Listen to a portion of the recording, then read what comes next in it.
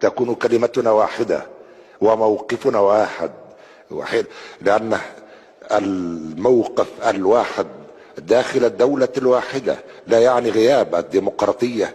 لو كل الرجال أصبحوا رجلا واحدا، وكل الأشجار أصبحت شجرة واحدة، وكل البحيرات أصبحت بحيرة واحدة، وكل الفؤوس أصبحت فأسا واحدا، ثم جاء الرجل الواحد وأمسك بالفأس الواحدة وضرب الشجرة الواحدة ضربة واحدة فوقعت الشجرة. الأمن القومي لمصر هو أمننا.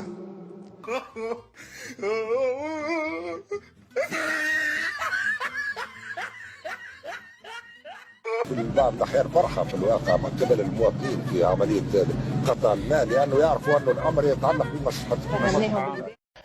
هشتكنا وبشتكنا يا ريس، ده انت رئيس والنعمة كويس يا مدلعنا. أرجو أن يكون المستقبل قد مضى.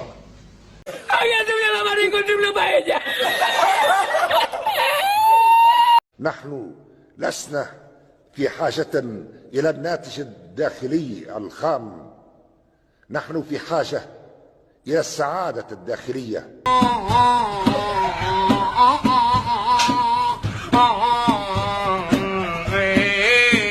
المهم أنه في تونس الآن يعني تحل الماء تلقى الماء، تفتح تنزل على الزر تلقى الضوء، تلقى المواصلات، تلقى الأمن، تلقى الشهريات، كل واحد تجي شهرية في وقته، وهذا مش بسيط.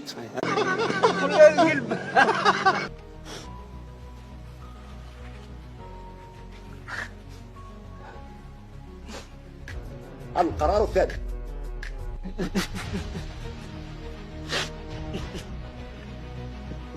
لو عثرت بغلة في العراق لسألني الله عنها لما لم تمهد لها الطريق يا عمر. بغض النظر عن من فاز، نحن أو أشقاؤنا في المغرب، أريد أن أعرف ما دخل الجزائر في الموضوع، وكيف أصبحوا بدون فريق كرة القدم وأصبح جمهورها للكراء. هل حدث لهم ما حدث للهند؟ وقريبا سنراهم يلعبون رياضة الكريكيت.